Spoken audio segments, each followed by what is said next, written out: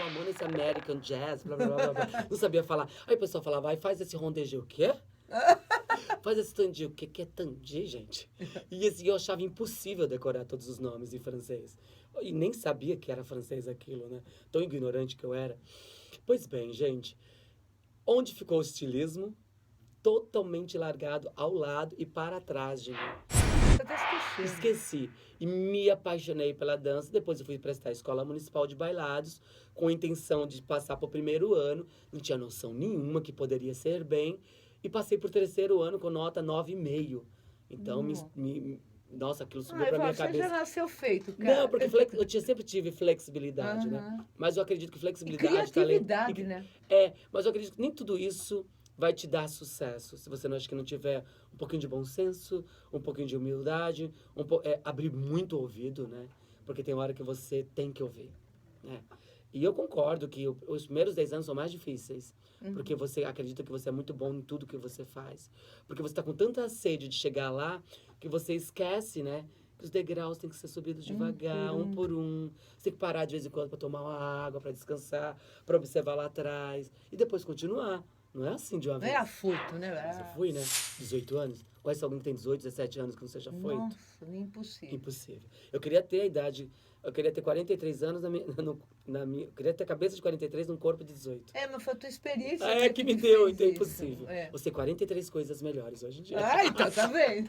Pois bem, eu me apaixonei pela dança, fiquei deslumbrado pra dança. E sabe, quando eu fui voltar a procurar uma faculdade de moda, quando eu estava com 35 anos, 37, não. Nossa!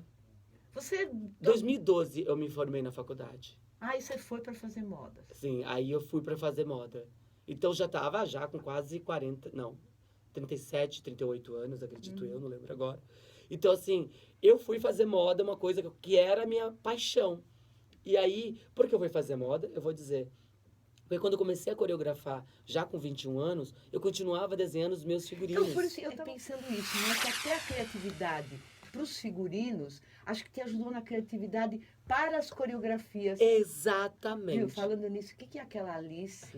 Gente, o que é aquilo? Foi lindo, né? Se eu assistir 1000 vezes, vou me emocionar e aplaudir de pé. É Sim. maravilhosa aquela coreografia. É muito lúdico. Né? Muito, muito. Não, são todas, mas aquela me marcou muito. Sim, foi a primeira que eu montei para esse grupo em especial.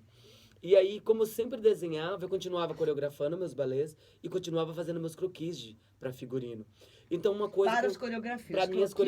Para minhas coreografias. E aquilo começou a virar uma febre. Todo mundo falava, nossa, mas como era legal. Você já cria seu figurino, mas é muito fantástico. E todo mundo ficou voltado para isso. E eu falei assim, gente, não adianta nada eu querer ser figurinista se eu não tenho uma faculdade. Porque ninguém vai me valorizar. Tem que estudar. Por isso que... Não, deixa eu desligar isso e baixar. Pode falar. Eu recomendo para todo mundo isso. Que os pais falam, minha filha não tem que parar de estudar para fazer apenas arte. Não, a arte também é um estudo, mas ela pode conciliar e ter um leque de opções na vida.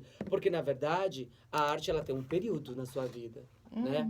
Se você trabalha com canto, com letras, com outras coisas voltadas da arte, né? Composições, você consegue até muito mais com a idade. Mas quando você trabalha a parte física da arte, que é o corpo, aí você tem um limite. Né? Então você tem que ter um leque de opções para você agregar a arte enquanto ser humano, né? Enquanto uma pessoa que tem uma vida que a gente tem um limite, né?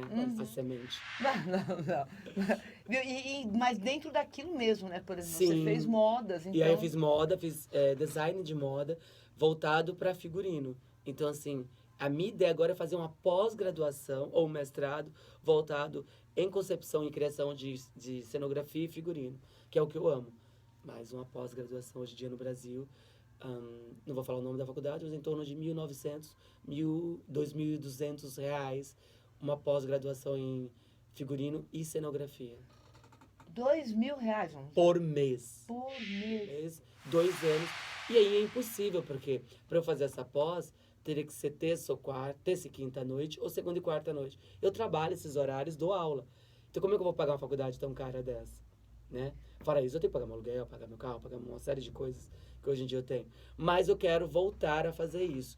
Mas eu teria que parar. Então eu não vou parar uma coisa que eu amo, que é dar aula, e num horário que eu que eu estou Mas e hiper-atarefado. essa pós não existe na Europa? Não seria, Existe. mas seria mais barato ou não? Não, porque eu teria que pagar com hospedagem, alimentação, Ia dar na tudo mesma. vai dar na mesma. Vai Vai até dar mais, mais, né? né? Porque aí, uhum. É muito mais complicado. E na Inglaterra e em Paris tem duas faculdades extremamente boas, né? Mas eu vou me contentar com esses 2.000, vou tentar ver o que eu posso fazer. E vai nele. Mas eu né? preciso voltar a estudar. Com 43 anos, eu acho que agora que eu tenho que estudar mais do que nunca. Mas e é interessante, né, essa sua noção, né, de que você... Porque a gente tem que estar sempre aprendendo. Sempre. Eu viajo, por exemplo, todo ano para os Estados Unidos, desde Você morou 1995. lá, né? Morei 2 anos em Nova York e morei 7 meses na Inglaterra. E o mais engraçado, quando eu fui para os Estados Unidos, eu tinha uma noção muito errônea, que muitos brasileiros até hoje têm, de que você consegue tudo muito fácil, a vida é tudo muito fácil, Mas, e que aliás, você o trabalha Brasil- pouco e ganha muito O dinheiro. brasileiro acha isso do mundo inteiro. É uma coisa totalmente absurda. Então, assim, ninguém quer trabalhar no Brasil 14 horas para ganhar bem. Ninguém quer estudar, ninguém quer trabalhar de verdade para ganhar bem. Aí as pessoas vão para os Estados Unidos, trabalham 14 horas lá, ganham bem e acham que nunca faria isso aqui no Brasil. Não. São realidades diferentes, culturas diferentes, salários mínimos diferentes, né? 1.000 e pouco, 1.200, 1.040, não sei agora o salário mínimo americano. Né? Então, enquanto a gente paga, vou dar um exemplo, a gente ganha 1.040, se a gente ganhasse 1.040 reais, vamos supor, e pagasse $7 no lanche, tava bem. Sendo que você ganha 930, sei lá que agora vai baixar, 970, parece que até que o salário mínimo vai baixar, e você paga 40 reais no lanche. Aham. Existe uma diferença absurda de valores do que você considera barato e considera caro nos Estados Unidos. Sim. Nos Estados Unidos, todo mundo é rico. Com salário mínimo. Uhum. Aqui todo mundo é pobre, com 2 salários mínimos. Com certeza. É E outra... com um salário mínimo, então, a pessoa tem uma realidade completamente diferente. Então, as pessoas acham que elas vão ganhar muito dinheiro nos Estados Unidos. Vão porque elas vão trabalhar bastante. Uhum. E vão ser mais um zero à esquerda, porque se você não tiver o Social Security nos Estados Unidos, você não consegue nada de emprego importantes e ganhar bem. Então, assim, quando eu fui pra lá, eu fui com uma realidade que eu achava que eu poderia ser um bailarino da Broadway. A questão não era só essa. Como eu ia ser um bailarino da Broadway, sem Social Security, sem documento americano, sem receber um convite, sem nada. Quantos anos você tinha? Ai, 27 é um ano de pico, né? Na numerologia a gente fala que 27 anos é um ano que você passa pra cima. Sim. Falando em astrologia, semana... Não, Numerologia, eu falei, mas a astrologia... mas porque... então...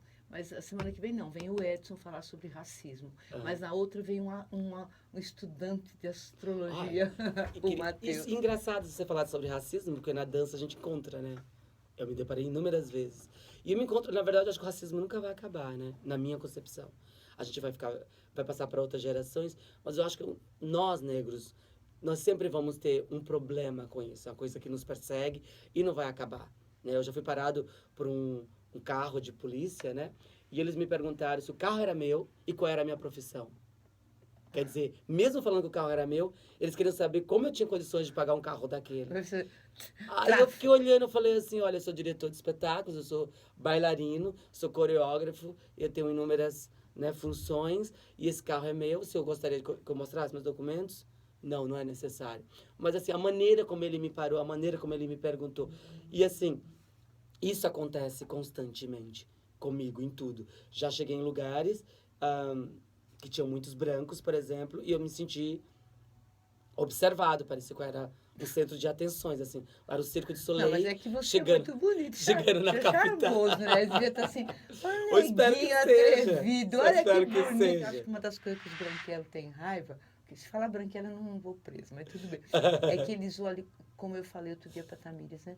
Como os negros são bonitos, né? Sim. A consistência, a forma física, a própria cor, Sim. o brilho nos olhos, eu não sei. Eles são, eu acho que vocês são invejados. Ah, que bom, tomara que seja assim. Bem, porque eu também passei. Não, engraçado, fui me preparar para tudo. Meu pai era descendente de negro, minha mãe italiana. Olha. Quando os meus parentes do meu pai chegavam, que nós morávamos com os meus avós, quando minha avó deixava abrir a porta, tudo bem. Quando deixava abrir a porta, era para eles sentarem na área de serviço e comerem lá. Né? Gente, isso fez eu pegar uma raiva. Não dos negros, dos brancos, que eu fiquei ao contrário. Não é? Entendeu? E eu tenho uma alegria e espero que isso... As minhas netas estão sendo preparadas para tudo. Sim. Se você conversar com a Ariadne e com a Raíssa, quando você cita alguma coisa desse, elas falam assim, mas por quê? sabe? Não faz sentido. Na minha Pra cabeça também não tem cabeça sentido. delas não faz sentido, mas Na elas minha estão não faz. acostumadas desde pequenas. Porque aí nisso a família, né? O André, a Placídia e todos nós, assim, porque para nós não faz sentido mesmo. Eu ontem estava conversando com o Allen, que vai ser outro jurado hoje no espetáculo, que ele preferiu ir filmar o workshop da Tamires do que vir aqui.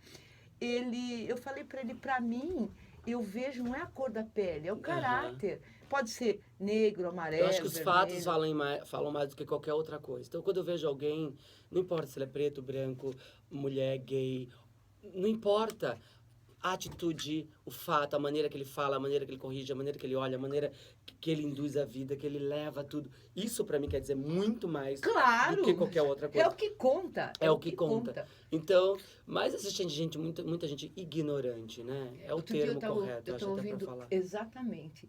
É pobre de espírito. Não tem noção Estava nenhuma ouvindo do a que... Tubucha Quen, que gosta das mensagens dela, e ela diz assim, se você alimenta as piadas de deboche, né, de gay, de racismo, você também é.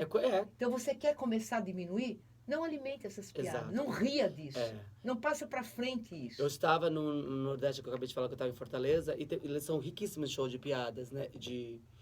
Como é que é? Comediantes. Eles são são berços de comediantes. São incríveis. E eu fui na casa específica, fui assistir um show, e eu percebi que as piadas começaram a ficar entre gays, e era uma maneira absolutamente agressiva de falar. Gente, e todo mundo rindo. Eu me senti tão, assim, incomodado com aquilo, porque eu acho que tem um lado positivo de uma piada, mas quando fica muito taxativo, o espetáculo inteiro, isso me incomodou. E aí, apelação. eu achei que desnecessário, né? E aí foi pegando uns assuntos assim completamente desnecessários. Falei, é uma piada. Eu quis me levantar e ir embora. Sabe, quando me incomoda? Eu não gostei. Mas é uma realidade, as pessoas têm mania de... É o que você acabou de falar. De fazer piadas racistas. E as pessoas riem, adoram e acham que não. Ou até mesmo quando falam piada de negra, né? Brincam, né? Mas eu tô brincando apenas com você. Não importa. Sabe quando fala... Você tinha que ser a negrice, tinha que ser coisa de preto. Brincando. Meus amigos às vezes brincam, né? Falam, tinha que ser preto. E eu falo, não, eu não gosto dessa piada, não quero esse tipo de piada, não tolero esse tipo de piada. Porque é aí que a gente começa a pôr as coisas Porque é uma brincadeira que vai taxando você o tempo todo. Não é né? brincadeira isso, Não, é um não desrespeito. É. Agora, você não saiu do espetáculo. É assim, quando a gente vai ficando mais velho, você se acha no direito de fazer tudo. Então, a Placídia fala, minha mãe tá um perigo. Porque, mãe, você tá muito louca, agressiva. Falo, levanto e saio. Posso. Tenho 68 anos, posso. Entendeu? Vou fazer. Mãe, você vai acabar batendo em alguém se bobear. Nossa, isso dói na minha alma. Sim. Eu me incomodo muito, né? Eu tenho esse Mas lado olha, chato. faz parte de uma linha, num perfil de consciência espiritual. Que não tem nada a ver com religião. Sim. É o consciência espiritual. Por exemplo, você Bom, se você partir do princípio religioso, onde amar as pessoas como se amasse a si próprio, metade das religiões que existem hoje esquece esse primeiro mandamento, sei lá, porque eu não sou católico, eu não sei, nem posso falar sobre esse assunto. Mas esquece esse princípio. Sim. Então, como é que você pode julgar o seu irmão de outra religião, se você não está o amando, se ele não está nem te agredindo, não está fazendo nada, ele só apenas está indo para uma outra religião que também é o mesmo Deus, só a maneira de leituras diferente. Caminhos, de né? caminhos diferentes, mas o Deus é o mesmo. Então, assim... Não faz eu sentido, falo né? muito isso no meu programa à tarde, no nosso encontro, sabe? Porque eu sou kardecista, tá? Mas eu acredito na influência dos extraterrestres. Com certeza. Acho que nós bailarinos somos meio extraterrestres. Os artistas, em geral, são meio extraterrestres. Mas vocês são muito Acho meio estranho, né? Muito estranho. Artista é estranho. Todo artista, quando chega em algum lugar, as pessoas olham pra ele, porque ele é estranho. A maneira que ele fala, a maneira que ele gesticula, a maneira como ele pede a conta. Tudo é estranho de um artista. A pessoa como não. Ela chega quietinha, sai quietinha. É uma linha espiritual diferente. Muito. Realmente.